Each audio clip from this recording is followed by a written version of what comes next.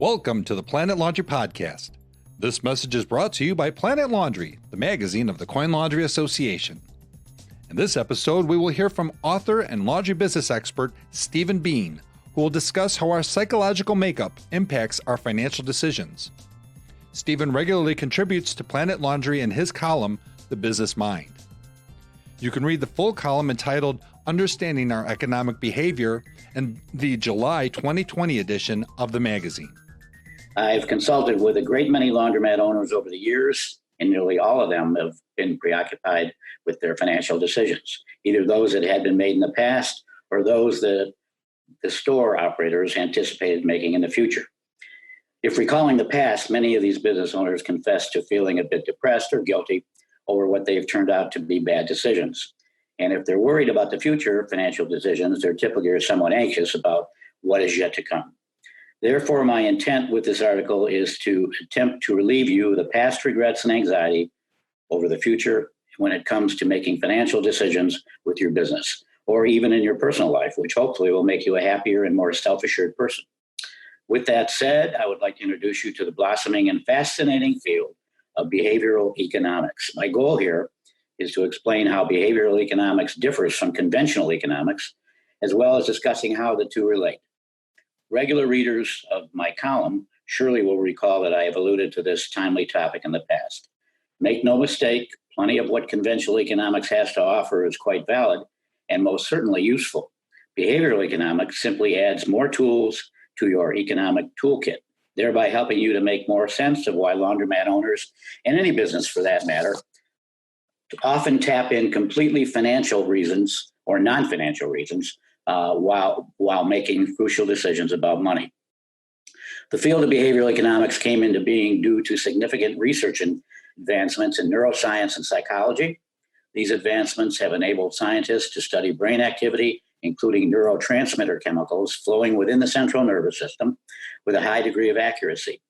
What's more, this can be done while individuals are undergoing specific experiences, such as, but not limited to, reading your print advertisements or making real-world financial decisions.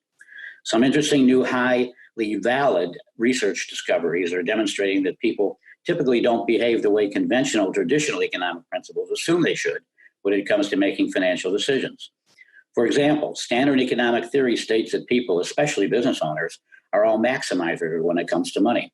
It also assumes that they are all essentially hyper-focused on maximizing their individual level of material well-being to increase their net worth and thus their level of happiness. However, behavioral economics changes the view that all people are wealth maximizers and that those who don't maximize their wealth are somehow irrational or abnormal.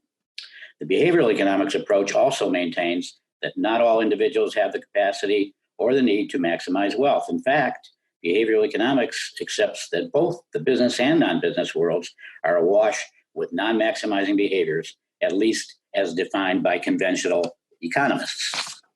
An appropriate analogy that you surely can identify with is the fact that since there is no reason to suppose that every coin laundromat owner is challenged by an optimally efficient competitor, survival merely requires meeting the efficiency level of the competition, which is commonly a current event. Another precept of behavioral economics is that business owners don't have access to perfect knowledge on which to base financial decisions. They can't accurately know how the financial decisions will impact the future or how they will think or feel down the road. The phrases I've heard so many times from coin laundry owners I work with, such as, "Who would have seen this coming?" or "I could just kick myself for the decision I made back then," help illustrate the point quite well. Been there, done that, perhaps? Behavioral economics also found an abundance of evidence that suggests most people, most of the time, behave in a fashion that falls far from the benchmark for correct financial behavior, as spelled out by conventional economics. In fact, most people use heuristics in their economic behavior decision-making, which is defined as proceeding to a solution by trial and error, or using rules that are very loosely defined. Flying by the seat of one's pants also is a pretty accurate description. I would assume this is just a fact of life. So what's the takeaway? The key point of the aforementioned is for you to carefully consider how much of your behavior relating to money is actually influenced by non-traditional economic rules and is in fact controlled by your individual psychic economy. Here's something to ponder. Behavioral economics research recently and certainly affirms that people are adverse to loss, and that aversion greatly affects the decisions they make. However, what we've learned is that the brain reacts more negatively to a given loss than positively to the same amount of gain. As a result, you simultaneously win $1 and lose $1. You are, according to the theory of loss aversion, worse off because your level of happiness falls, even though you are no worse off financially. Hence, it is likely that you sacrifice economic gains to avoid economic loss. The dynamic is, for example, in effect when you're planning a costly marketing campaign for your laundry business. What about the hiring practices at your laundry? You may be interested to learn that behavioral economics also deals with your subjective evaluations of prospective job applicants, because in the final analysis, you have to decide how much to pay these new employees. Behavioral economics research has proven that job candidates often greatly diminish their chances of landing their desired position if they answer the last interview question poorly. When objectively looking at the interview as a whole, one person may be the best candidate, yet may lose out to someone else whose overall interview performance was less than stellar, but who answered the last question in a more impressive manner.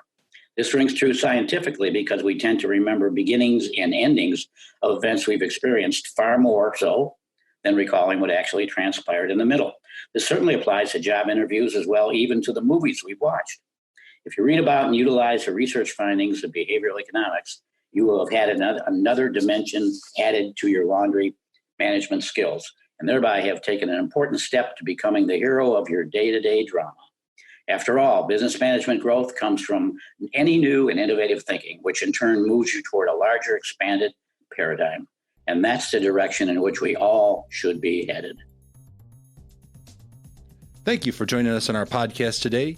Be sure to subscribe to Planet Laundry at www.planetlaundry.com/subscribe and follow us on social media at Facebook, LinkedIn, Twitter, and YouTube.